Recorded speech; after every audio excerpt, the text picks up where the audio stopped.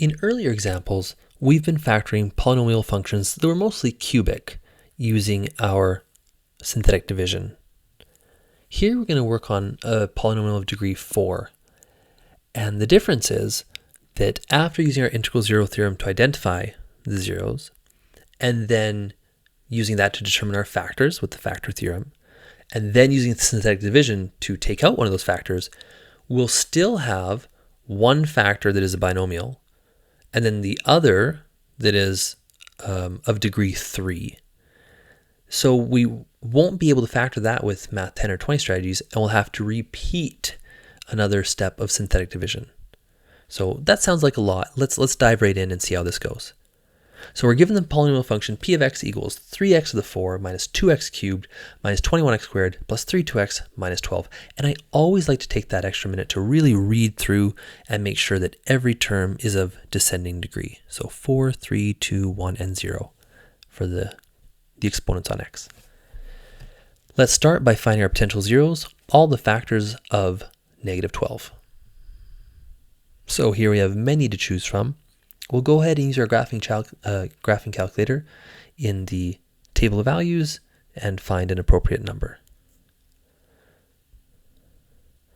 Here we luckily stumble on 1 as a 0, and so we determine that x minus 1 would be a factor.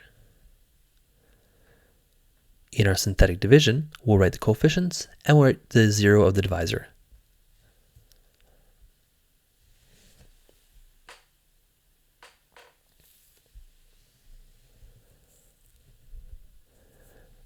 We find our remainder of 0, confirming that x minus 1 was in fact a factor.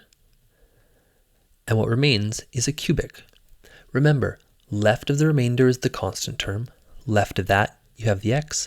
Left of that, x squared. Left of that, x cubed, and so on. So now we've taken out one factor of x minus 1. Then remember to still write it. We haven't lost this factor. It's just, multiplying the cubic. So now we want to work with that cubic function, 3x cubed plus 2x squared minus 20x plus 12, to find out what factors it has.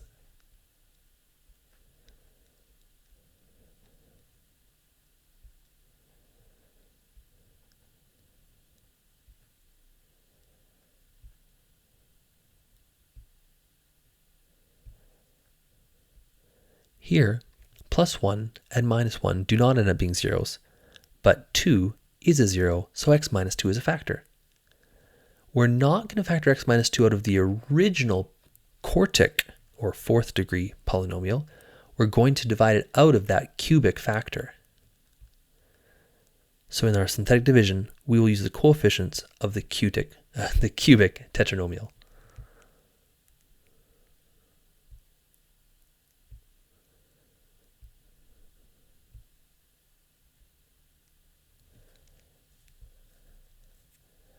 Now, we find a quotient of 3x squared plus 7x minus 6. So this multiplies by x minus 2 to get back to the cubic, which multiplies by x minus 1 to get back to the quartic. So now we have p of x equal to the quadratic times 2 linear binomials. Let's factor 3x squared plus 7x minus 6 using our math 10 and 20 strategies. And we find 3x minus 2 and x plus 3 as the factors. This is the fully factored form of the original polynomial. At this point, we're asked to state the zeros of p of x. Remember, the 0 of each factor will be the a value of the opposite sign. So when you see x plus 3, it's minus 3. When it's minus 1, it's plus 1. And if there's a coefficient in front of x, you'll divide by that value. Another way of thinking of this, if we set 3x minus 2 equal to 0 and solve for x, we'd find 2/3. If we set x plus 3 equal to 0 and solve for x, we'd see x equals minus 3. So we have these 4 zeros. Let's do a quick recap, because that was a lot of steps. We started by identifying a factor of a 0 at positive 1, which was a factor of x minus 1. We took this out. Then we identified a 0 of 2 within the cubic tetranomial, and so we took out the factor of x minus 2. Then we used our math 10 and 20 strategies to factor the quadratic trinomial 3x squared plus 7x minus 6 to get the fully factored form. We then identified 1, 0 from each of the factors.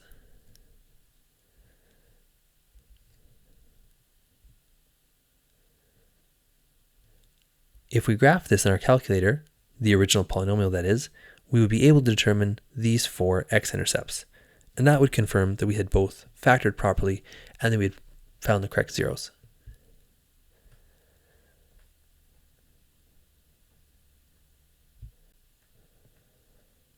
The internet has some incredible computational resources, and one of them is Wolfram Alpha. I encourage you to check it out. An example of an application of Wolfram Alpha would be to check the result of your division here, or maybe find the factored form of this polynomial. Wolfram Alpha will make a lot of connections between the inputted function or expression and its graph or various algebraic forms. Spend some time with it.